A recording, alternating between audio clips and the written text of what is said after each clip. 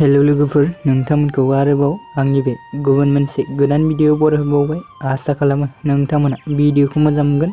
बर'नि फैनो गोनां गोबां आबुं सावथुन आरो बर' एलबामफोरनि बागै मिथिबाय थानो थाखाय नोंथांमोना गिबियावनो आंनि गोदान चेनेलखौ साबस्क्राइब खालामना लाबानो जाबाय दे लोगोफोर।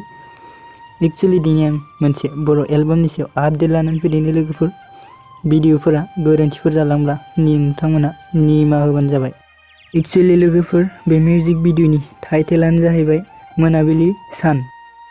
बे अफिशियेल मिउजिक भिडिअखौ सामथाइ मेल'डि चेनेलाव आपल'ड खालामदों दे लोगोफोर। नोंथांमोनहा बे भिडिअखौ दासिमहालागै नायाखै अब्ला आंनि चेनेलनि गेजेरजों नायनो हागोन। भिडिअनि लिंकखौ डिसक्रिप्शनाव होनानै दोननाय। स' नोंथांमोन, बे मिउजिक भिडिअनि स्टारिंफोरानो जादों सिखिरि आरो सुरजित। कास्टिं दिजुल। प्रडिउसार सामथाइ मेल'डिज। एक्चुअली लोगोफोर, बे मिउजिक भिडिअनि मेथाइखौ सोर रोजाबदों होनोबा कुशाल स्वर्गियारि रोजाबदों दे लोगोफोर। स' नोंथांमोन, भिडिअखौ बेखिनिसिम नायनायनि थाखाय रोजा रोजा साबायखर थाबाय। गोजोन्थों।